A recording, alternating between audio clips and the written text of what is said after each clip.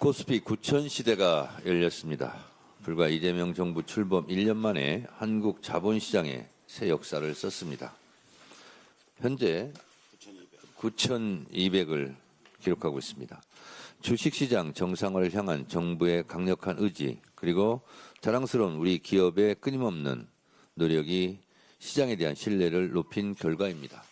국회에서도 자본시장을 투명화하는 상법 개정을 한 결과도 보탬이 됐다고 생각합니다. 지난 1년간 이재명 정부는 글로벌 경기 둔화 흐름 속에서도 수출액 7천억 불이라는 대기록을 달성했고 재정학적 위기 속에서도 공고한 경제 성장률을 보였습니다.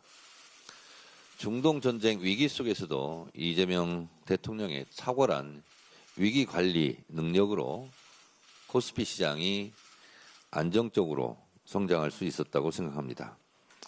전남 광주 통합으로 5급 3특 균형 성장이 시작됐습니다. 코리아 디스카운트를 넘어 코리아 프리미엄 시대를 활짝 열고 있습니다.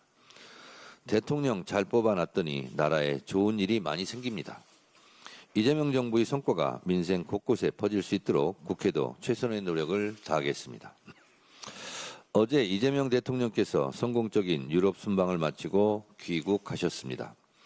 이번 이재명 대통령의 G7 유럽 순방은 국익 중심 실용 외교의 교과서와도 같았습니다. 한반도 평화 정착을 위한 주요 국가들의 공동 노력, 필요성을 설득하는 한편 수출로 먹고 사는 국가로서 자유무역에 따른 상호 이익에 공감대를 형성하는 주도적 노력을 다하였습니다. 당당한 외교로 지킬 것은 지키고 영리한 외교로 얻을 것은 얻어내는 월드클래스 세계적인 정치 지도자의 면모를 가감없이 보여주었습니다. 이것이 대한민국의 국격이다를 몸소 보여주신 이재명 대통령께 경의를 표하며 깊이 감사드립니다. 무엇보다도 이번 순방의 하이라이트는 G7 공식 만찬 자리에서 미국 트럼프 대통령과 나란히 앉아 90분 이상 환담을 나눈 장면이었습니다. 이재명 대통령은 중동 지역에 이어 한반도에서도 지속 가능한 평화가 정착될 수 있도록 트럼프 대통령의 관심과 관여를 기대한다고 말씀하셨습니다. 이에 트럼프 대통령도 한반도 평화를 위한 기여 방안에 대해 고민하고 필요한 역할을 해 나갈 것이며 이를 위해 이재명 대통령과도 긴밀하게 소통해 나가겠다고 화답했습니다. 두 정상은 공식 만찬 외에도 G7 정상회의 기간 동안 여러 차례 마주하며 한반도 평화 등 다양한 현안에 의견을 주고받고 각별한 친분과 두터운 신뢰를 다졌습니다. 앞서 트럼프 대통령은 8년 전 북미 정상회담에서 김정은 북한 국무위원장과 산책하며 나란히 찍은 사진을 SNS에 게재하면서 북미 대화의 기대감을 환기시킨 바 있습니다. 이재명 대통령도 교황청 방문해서 레오 14세 교황님께 평양 방문을 제안했습니다. 이재명 대통령의 혼신을 다한 노력에 힘입어 북미 대화가 재개되고 남북관계도 물꼬를 터서 한반도 평화 정착과 안정에 큰 진전이 있기를 간절히 희망합니다. 국회와 당 차원에서도 한반도 평화 정착과 안정을 위한 이재명 대통령의 노력에 적극 힘을 보태겠습니다. 멈춰선 한반도 평화의 시계가 다시금 힘차게 나갈 수 있도록 제 역할을 다하겠습니다. 우리는 다시 한번 강조하지만 우리는 수출로 먹고 사는 나라입니다. 대외 의존성이 그 어느 나라보다 높은 나라이므로 국제관계, 외교 역량이 중요합니다. 그러므로 한미관계, 남북관계, 북미관계가 매우 중요합니다. 이재명 대통령과 트럼프 대통령의 케미스트리는 그래서 중요합니다. 트럼프 대통령이 평양을 방문하여 새로운 북미 관계가 형성된다면 미국 닉슨 대통령이 베이징을 방문해 모택동을 만났던 것만큼이나 역사적, 세기적 사건이 될 것입니다. 트럼프 대통령과 김정은 국무위원장과의 세기적 북미 정상회담이 하노이 노딜로 끝났을 때 잠시 한반도 평화의 신이 비껴갔지만 결코 포기할 수 없는 우리가 가야 할 목표이고 목적지입니다. 저는 30여 년 동안 북미 관계의 새로운 전환, 즉 북미 수교가 한반도 평화의 열쇠라는 것을 염원하고 줄기차게 주장해 왔습니다.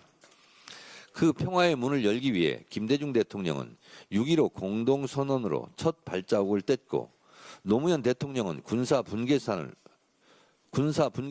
걸어서 넘으며 평양에 가서 14선언을 했습니다. 문재인 대통령은 김정은 국무위원장과의 도보다리 산책을 하며 4.27 판문점 선언과 9.19 군사 합의를 했습니다. 김대중 대통령이 첫 길을 내고 그 길을 노무현 대통령이 걷고 문재인 대통령이 길을 넓혔으나 막힌 길을 이재명 대통령이 다시 뚫어야 합니다.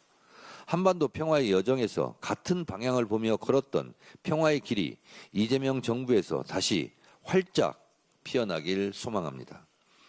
이재명 대통령의 국익중심 실용 외교의 백미는 새로운 북미관계, 새로운 남북관계 형성을 통한 한반도 평화, 국익의 극대화입니다.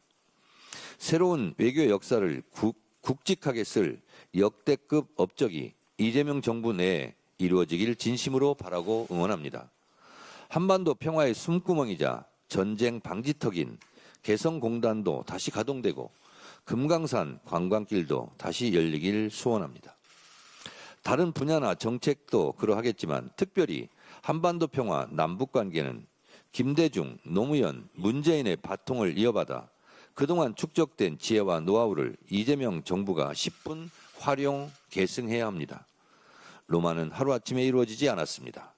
대한민국의 국운을 결정할 한반도 평화와 남북관계의 역사 또한 계승적 관점에서 이어 달리기를 해야 합니다. 김대중의 역사, 노무현의 역사, 문재인의 역사를 자양분 삼아 이재명의 역사가 더욱 꽃피길 바랍니다. 역사는 직진하지 않지만 결코 후퇴하지 않습니다. 한반도 평화의 길이 험난하지만 결코 후퇴할 수 없습니다. 이재명 정부에서 한반도 평화의 꽃이 활짝 피어나길 진심으로 소망합니다. 어제 본회의에서 투표용지 부족 사태 관련 국정조사 특별위원회 위원 인선이 완료됐고 국정조사 계획서가 의결됐습니다. 국민의 참정권을 훼손하고 주권재민의 원칙을 침해한 이번 사태는 결코 있을 수 없는 일이며 앞으로도 절대 있어서는 안 될 일입니다. 재발 방지를 위해 가장 먼저 선행되어야 할 것은 철저한 진실 규명, 책임 소재 규명입니다. 국정조사 특위는 앞으로 45일간 선관위의 행정적 무능과 부실한 대응 등 선거 행정 전반에 걸친 철저한 진상조사를 행할 것입니다. 다시는 국민의 참정권이 침해받는 일이 없도록 아주 엄중하고 확실하게 파헤쳐 주시기 바랍니다. 동시에 국회는 선거관리 전반에 대한 신뢰를 회복하기 위한 제도 개선에 집중하겠습니다. 민주당은 현재 선거관리제도 개선 특위와 국민 참정권 수호 TF를 가동 중에 있습니다. 선관위의 대대적인 혁신을 포함해 선거관리 체계 전반에 관한 근본적인 개혁안을 도출해 국민이 안심하고 투표할 수 있는 환경을 만드는 데 최선을 다하겠습니다. 국민의힘에게도 다시 한번 강력히 요청합니다. 더 이상의 혼란과 갈등 조장을 멈춰 주십시오. 부정선거 음모론에 기대어 선거 불신을 키우는 것은 책임 있는 공당의 역할이 아닙니다. 국민의힘도 이제 윤 어게인 세력과 부정선거 음모론과의 단절이 필요합니다. 당권 계산에만 혈안이 돼 민심을 왜곡하고 국민을 갈라치게 하는 것 역시 구태 정치이고 우리가 청산해야 할 구태 정치입니다. 지금은 국민의 참정권 침해라는 국가적 중대 사안을 바로잡기 위해 함께 힘을 합쳐야 할 시간입니다. 진짜 국민 참정권 수호를 원한다면 국민의힘은 무책임한 정치 공세를 멈추고 진상조사를 위한 국정조사와 선거제도 개혁을 위한 국회 논의에 전념하기 바랍니다. 잠시 후 2026 피파 북중미 월드컵 한국과 멕시코의 경기가 열립니다. 태극전사의 승리를 기원합니다. 선수 여러분들이 오랜 시간 흘린 땀방울과 노력을 잘 알고 있습니다. 부상 없이 선수 여러분들의 기량을 마음껏 펼칠 수 있기를 온 마음으로 전 국민과 함께 응원하겠습니다. 오 필승 코리아. 다음으로